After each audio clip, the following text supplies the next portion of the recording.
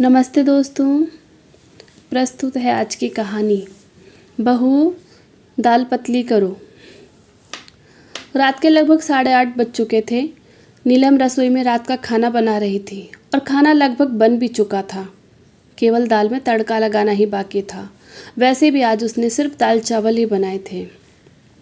दोपहर में कुछ मेहमान आए थे, इसलिए पनीर और छोले दोनों की ही सब्जी बनी थी। तो रात में हल्का फुल्का ही ठीक रहता है। और थोड़ा रायता भी बचा हुआ था। अभी नीलम ये सब सोच ही रही थी कि तभी सासू माँ रसोई घर में आई और नीलम से बोली, बहू शोभा के सास ससुर आने वाले हैं, फटाफट से खाना बना दो। कुछ बढ़िया सा बना देना, आखिर समधी समधन आए हैं, कोई कंजूसी मत करना।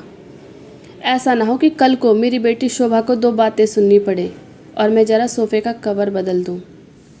नीलम की जवाब की प्रतीक्षा किए बिना ही सासू माँ बाहर चली गई, क्योंकि वह जानती थी नीलम सब कुछ संभाल लेगी। जैसा जैसा कहा है बिल्कुल वैसा वैसा ही करेगी, क्योंकि हमेशा से नीलम ऐसे ही करती आई है। लेकिन सासू माँ की बात सुनते ही नीलम को 1 हफ्ते पहले की घटना याद आ गई और ना चाहते हुए भी उसका मन एक बार फिर दुखी हो गया। दरअसल सासू माँ की आदत है कि वो अपने रिश्तेदारों का स्वागत बहुत ही अच्छे तरीके से करती हैं, लेकिन अक्सर जब नीलम के घर से कोई भी आता है तो उन्हें उचित सम्मान नहीं देती हैं। जब भी नीलम के घर से कोई आता है तो सासू माँ अक्सर मुंह बना लेती हैं। वो उनसे ठीक से बात नहीं करती हैं। कभी अच्छे तोहफे ना लाने का ताना देती हैं, तो कभी यह ताना देती है कि बेटी के घर रोज़ रोज़ यूं ही नहीं आया जाया जाता। कभी बची हुई मिठाई या नमकीन बिस्किट उनके आगे रख देती, तो कभी कुछ और बातें ऐसी बोल देती जो नीलम को दुखी कर देती।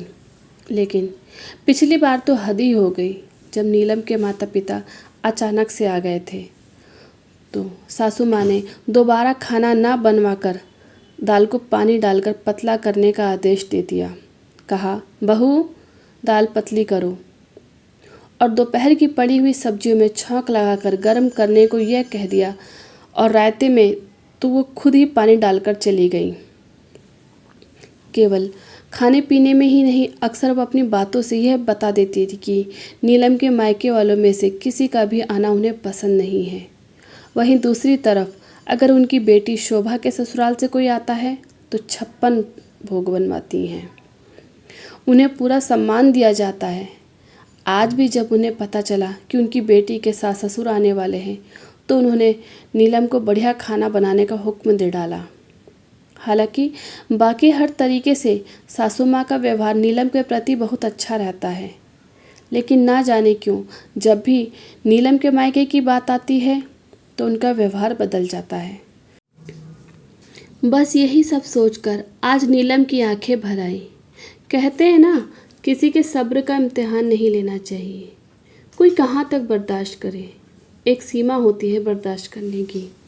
लेकिन शायद सासू माँ ये सब बातें समझ ही नहीं पा रही थी, इसलिए बार बार नीलम के मायके वालों को अपमानित करके वह नीलम को दुखी कर रही थी।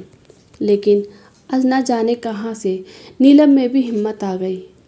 उसने अपने आंसू पोंछे, फिर वह हॉल में आ गई और सोफ़े के कवर बदलती हुई सासू माँ से बोली, मम्मी जी, दीदी के सास ससुर कब तक आएंगे? क्योंकि खाना तो लगभग बन ही चुका है। अरे अभी तो तुझे बोल कर आई हूँ और इतनी जल्दी खाना भी बन गया? ऐसे कैसे बन गया खाना, और क्या बना डाला?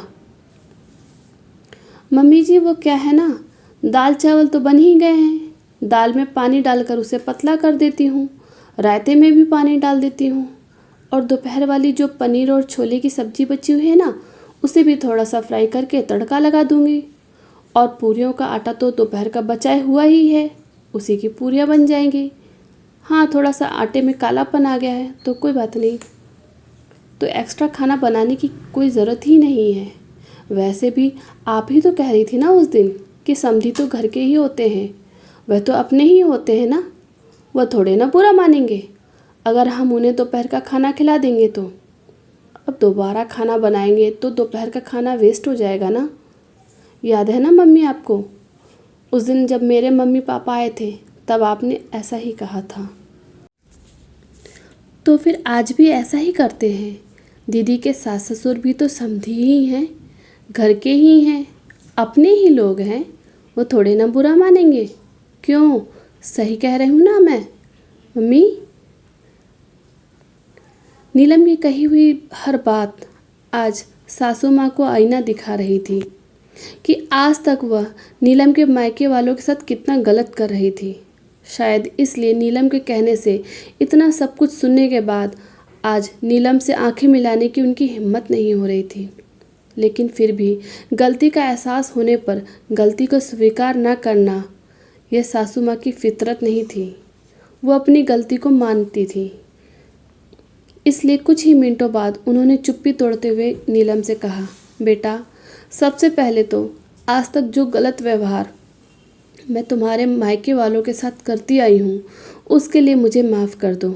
और दूसरी बात, मैं तुमसे वादा करती हूँ कि जिस तरीके से शोभा के ससुराल वालों के साथ में व्यवहार करती हूँ, जिस तरह उन्हें मान सम्मान देती हूँ, वही मान सम्मान और वही अपनापन अब से तुम्हारे मायके वालों को भी दूंगी। देर से ही सही, लेकिन मुझ पर गुस्सा करके मुझे 2 बातें सुनाकर सही राह दिखाने के लिए थैंक यू बेटा। अक्सर ये देखा गया है कि लड़के वालों का व्यवहार लड़की वालों के प्रति अच्छा नहीं होता। उन्हें उचित मान सम्मान नहीं दिया जाता है, जबकि जिस माता पिता ने आपको अपने दिल का टुकड़ा दे दिया है उनका सम्मान तो अत्यंत आवश्यक होता है ना।